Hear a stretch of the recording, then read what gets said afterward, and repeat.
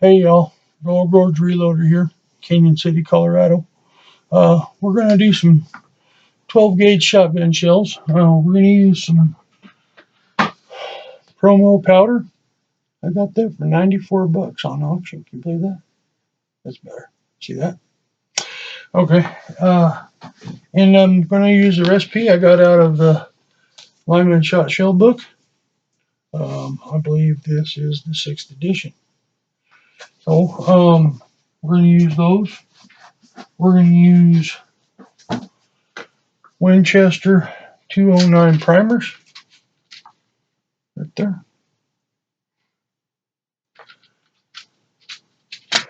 And we're going to use a mix of shells. We are going to use Winchester Universals and Winchester USA and Winchester Super X. Now I'm going to use a Clay Buster W12 wad for tapered holes. It's a pink one. But if you don't know the difference between a straight hull and a tapered hull, I cut one in half for you. This is a straight hull. It has no plastic liner inside it.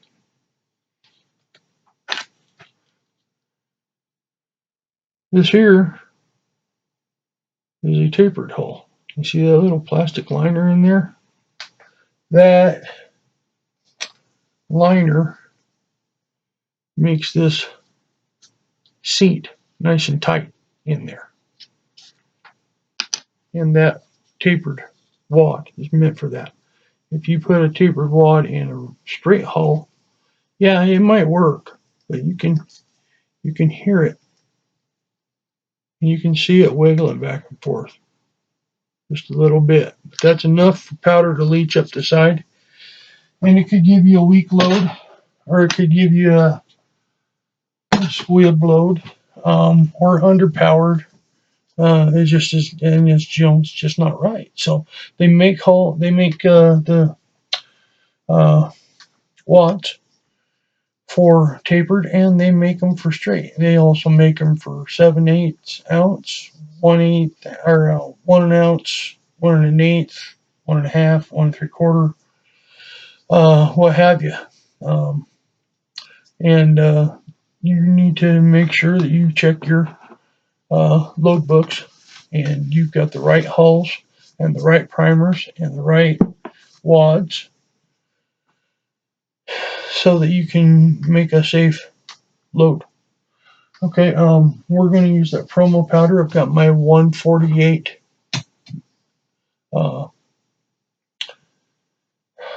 powder dispenser in here, and I've got my 7/8 ounce shot dispenser in here.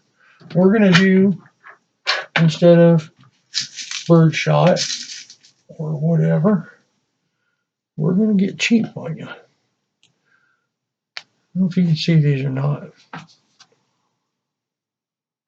See that?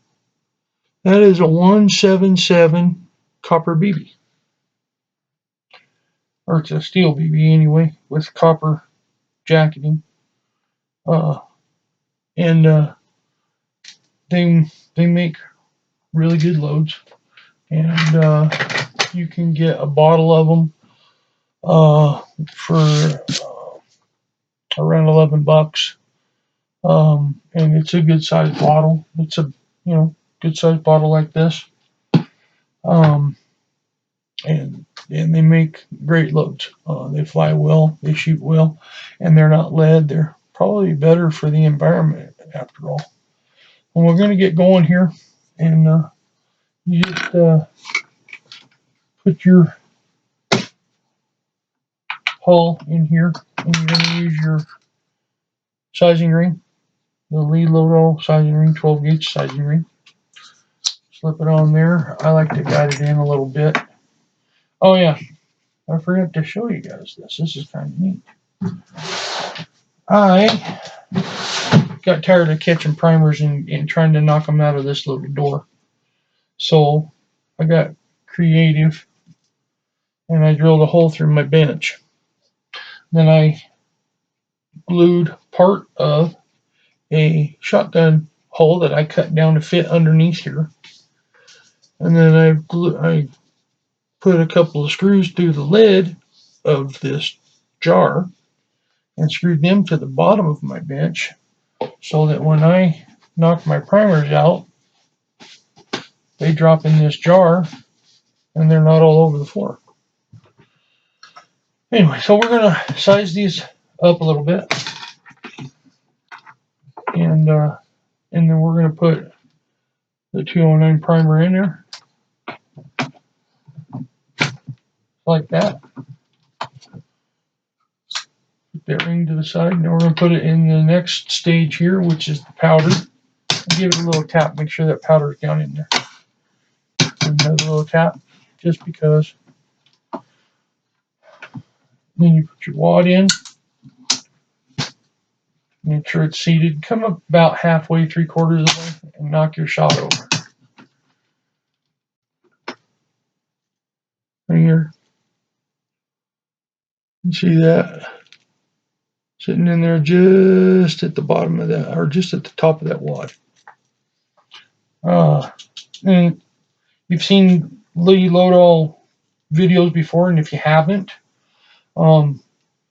the 8 crimp, I believe, is in the back. We're going to find out here. I think the 8 crimp is in the back, and you put the valley, the indented part right here. This little indented part right there, I'm going to call that the valley, and we're going to call the other part the point. Okay? You put the valley facing front and back, and you give it a little pre-crimp. And then you put it on here for your full crimp. And let her have it. I give it a couple of seconds just because. There you go.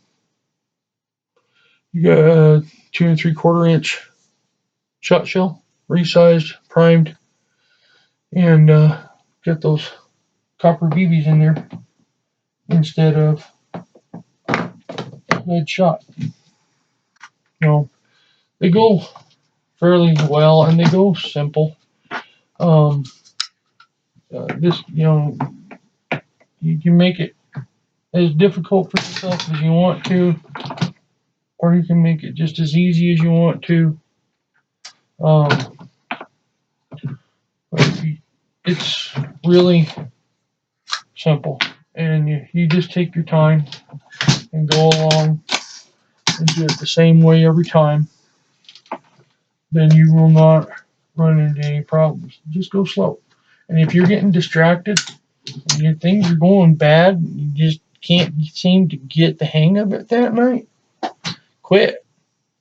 Go get a beer, watch TV, do whatever you want to do. Relax. Because this is for me. This is relaxing. This is what I do to get away. When grandkids are crying and you can't get your head straight. Kind of reminds me of when my dad used to mow the lawn so often, because that mower's running, you can't hear them damn kids screaming.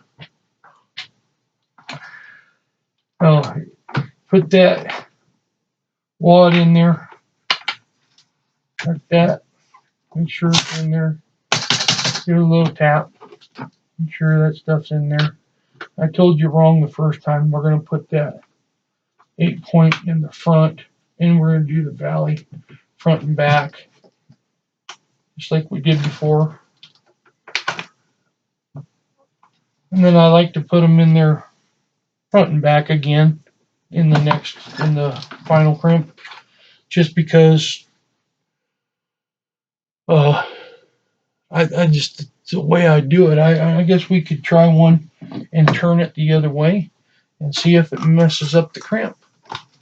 There's nothing wrong with a little experimentation, is there?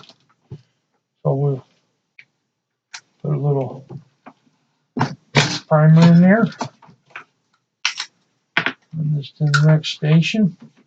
And as you're going, you know, when you're putting these in here, I always roll these around in my fingers a little bit and make sure, you know, that there's no cracks in that whole top, that the brass is in good shape, you know. We're gonna put the powder in. Little tap, little tap. Put your wad in. And we're gonna drop your shot. Make sure all that fell out of there. Ask me how I know. Because if it's hanging in there and you're not paying attention when you flip it over, flip the powder on the next shell, all your shot is going to fall out of the bottom of there and you're going to have it all over the place. So I'm going to put this in there for the pre-crimp front and back, just like we did before. Now this time I'm going to turn it so that there's a point facing towards me and see if the final crimp messes up. There, kind of twisted it just a little bit, and I don't really like that. This is what I'm looking for. Nice, straight, even.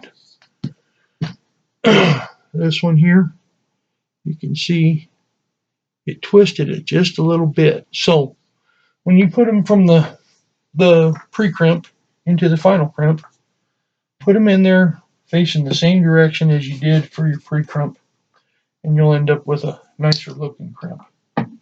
That twisted crimp, it's not really gonna hurt anything, but you know, if you're really going for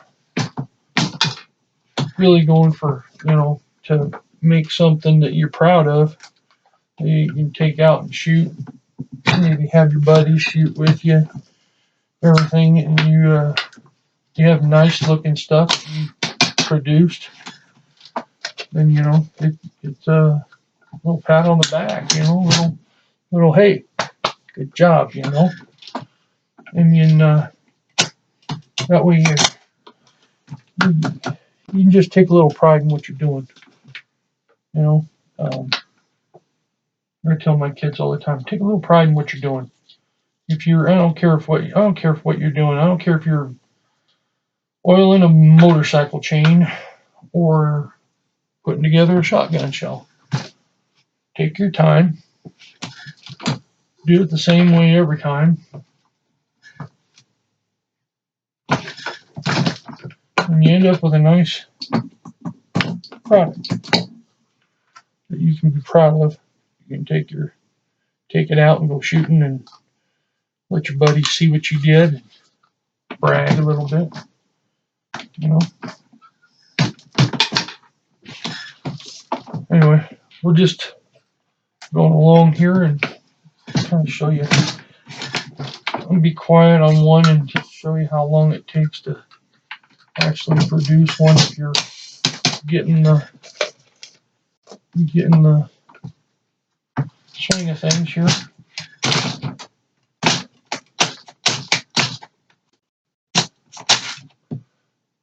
Sometimes those BBs, they don't really like to go. They're a little bigger than what they really want to be, but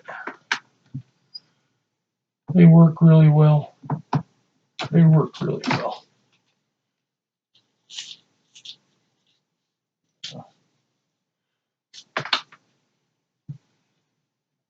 They, like I said, they pattern very great. They pattern great. So.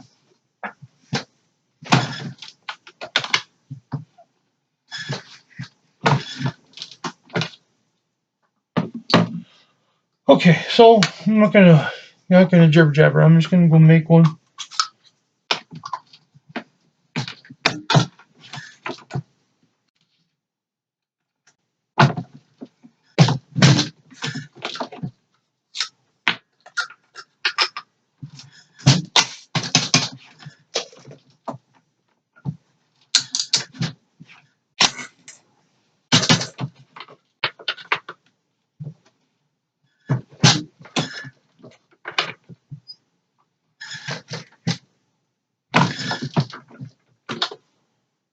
that, that's all there is to it. Anyway, just make sure you find yourself a good recipe. You find one that you like, write it down, put it in a recipe book, or a notepad or whatever have you. I've got, let's see if I can find one here. You can find these online. They're free. The Dillon Precision load sheet, and then you can write your data out on it. And personally, do one on photo paper, because you can use a dry erase marker, and you can use this over and over and over. And then when you find the recipe you like, transfer that recipe over to one of the paper ones, put it in a sleeve, put it in a 3-ring binder, and save it. Next time, you don't have to break out the big book. Of course, you might want to. You might want to find a different recipe. You might want to find a different powder to use. You might want something that's going to burn a little hotter and shoots a little quicker.